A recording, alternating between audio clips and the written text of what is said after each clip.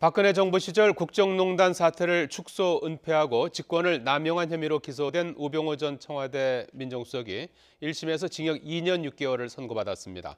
재판부는 우 전 수석이 국정농단을 은폐하는 데 가담해 국가 혼란이 더욱 악화되는 결과가 초래됐다고 질타했습니다.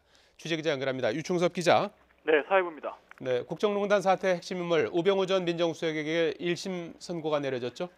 네, 그렇습니다. 서울중앙지법은 직권남용 등의 혐의로 기소된 우병우 전 민정수석의 혐의 일부를 유죄로 인정하고 징역 2년 6개월을 선고했습니다. 지난해 4월 박근혜 전 대통령과 함께 재판에 넘겨진 지 311일 만입니다. 앞서 우 전 수석은 지난해 12월 국가정보원을 통해 공직자와 민간인을 불법 사찰한 혐의 등으로 이미 구속된 상태로 수감 생활을 유지하게 됐습니다. 법원은 우선 안종범 전 수석과 최순실 씨 비위를 알고도 감찰을 제대로 하지 않아 국정농단을 묵인한 혐의를 유죄로 판단했습니다. 그러면서 우 전 수석이 최 씨의 개인 문제로 치부하는 등 적극적으로 은폐에 가담해 국가 혼란이 더욱 악화하는 결과가 초래됐다고 지적했습니다. 그런데도 변명으로 일관하고 반성하는 태도를 전혀 보이지 않고 있다고 질타했습니다. 2016년 7월 당시 이석수 특별감찰관이 자신을 감찰하려고 하자 민정수석의 지위를 이용해 직무 수행을 방해한 혐의도 유죄로 인정됐습니다.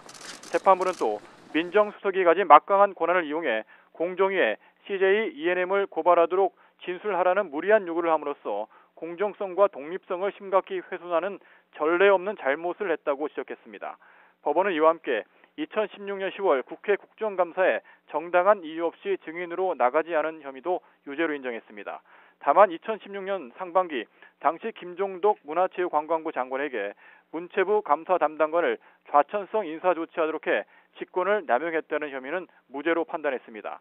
당시 문체부 내 파벌 문제나 인사특혜 의혹이 있었던 만큼 이를 바로잡기 위한 조치였다고 재판부는 판단했습니다.